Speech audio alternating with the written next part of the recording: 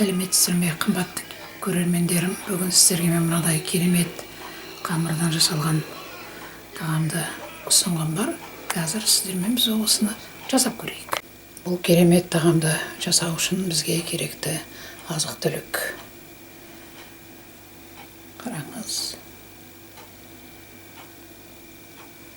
Мына жұмыртқасын салып қойдық, тұзын салдық. Бізге осы бір жұмыртқа жетеді. Сіздердің отбасыңыз көптеу болса, екеу салсаңыз да болады. Бізге көп емес. Сондықтан осы бізге жетеді. Енді осыған біз қазір әдемілеп қамыр елеп алуымыз керек. Қанша ұн кететінін астына жағызып қоятын боламын. Көріп жүріңіздер. Кәдімгі ет асқанда пельменге, қамырға, түшпараға жасайтын қамырдай қып, қаттылау қып елеп алыңыз.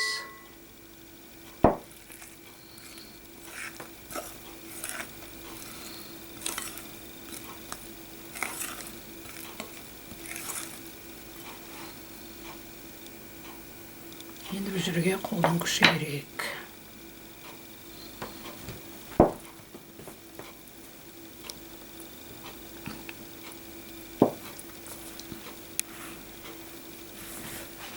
Екі кесе ұн кетті.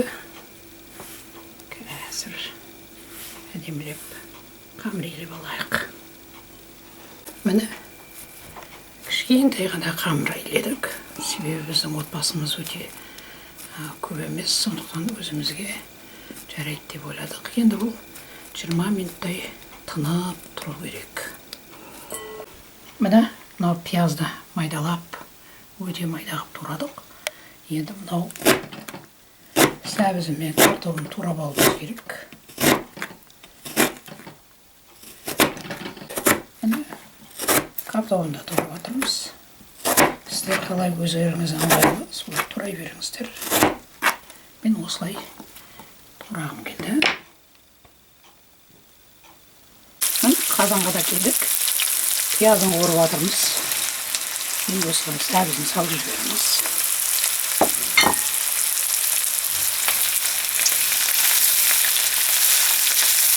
Керемет тағам болуға тиіс. Әсіресе мынау қамырды жақсы көретінді сияқты жақсы көргендерге ішінде жұмсақ. Қандай тамаша тағам болады. Ішке де жақсы бұл.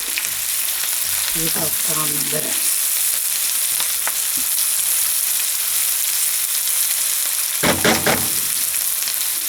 Осыған картоплды салып беріңіз. Картоплы да осымен пісіріп қазір. Енді оған дәмдеуіштерін салып жіберіңіз, қалаған дәмдеуіштеріңізді.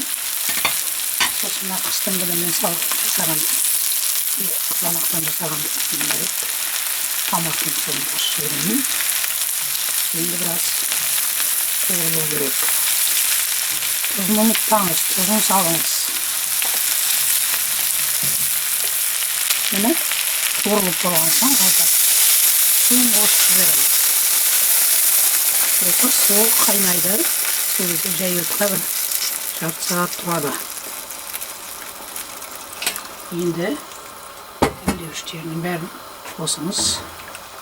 Тұзын көріңіз. Міне қазір қайнап шыққасын жай отқа қоюымыз керек. Міне қамырымыз жарты сағаттай тұрды. Қараңыз қандай әдемі қамыр болған. Өзімізге керекті қамыр болған. Енді осыны әдемілеп жайып алуымыз керек.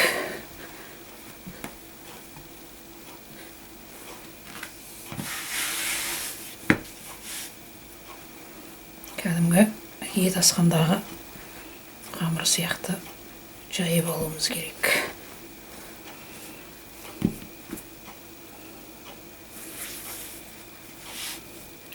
Біздің жасымыздағы адамдар, әке-шешеңіз, ата-енеңіз болса, бәрі қамырды жақсы көріп тұрады. Сондықтан осындай түрлендіріп тағам жасап қамырдан отырсаңыз құлақып болады.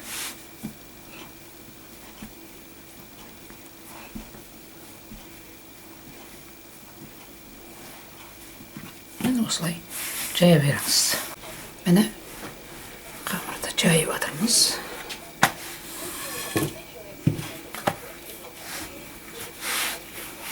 Үйде отқан адамға қамыр жайған деген керемет қой. Уақытыңыз болмаса білмеймін енді. Қамыр деген керемет тағам ғой. Қамыр жасалған. Міне қамырды жайып қойдық. Енді оған салмасын әлемлеп араластыруымыз керек бұны. Дәмдеуіштерін салыңыз қалаған. Сөйтіп пиязын әлемлеп араластырыңыз. Қолыңызға қолғап кимейсіз ба? Резинадан жасалған қолғап кимейсіз ба? Деп айтқандарға айтып жатырмын. Қолғап киіп жатырмын. Бірақ кимесе де болады. Қолғап зиян деп те айтып жатады. Кимесеңіз де болады. Соны ойларыңызды айтып кетіңіздер. Кию керек па, бұны кимеу керек па? Енді мынау жайылған қамырға біз май жағамыз.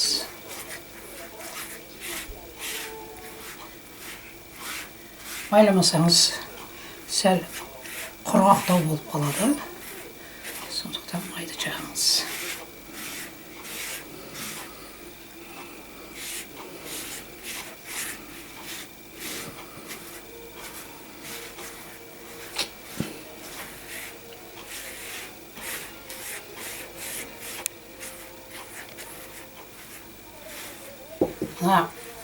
Бірдеңе айтқым келіп тұр, мынау мен жұмыс істейтін ненің жартысын кесіп тастадым мен. Үлкен болып кете береді да, уже жағылмайды, сондықтан кесіп тастадым. Оны бір келіншектен көрдім кесіп жатқан. Әлеуметтік желіде, сондықтан мен де ыңғайлы болсын деп кесіп тастадым. Енді бізге мынау етті арасына салуымыз керек.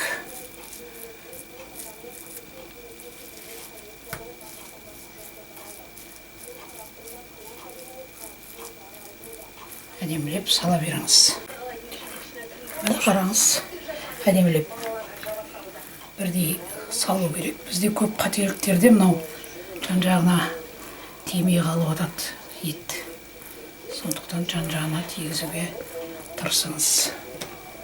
Енді бұны бүктеу керек.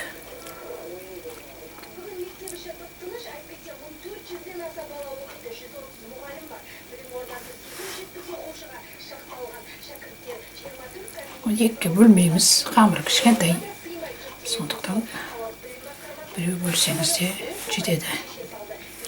Енді осыны біз бөліп алуымыз керек. Міне, қалағаныңыздай қылып кесіңіз.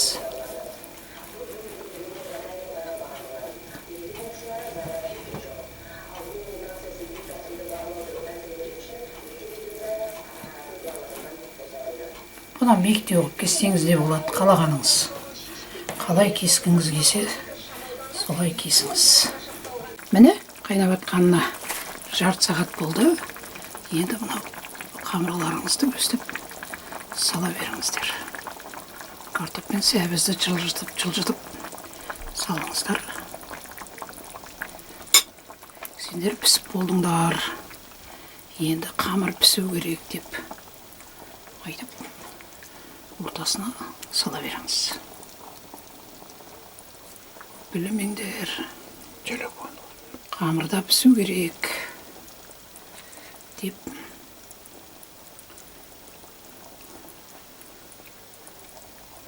сала беріңіз.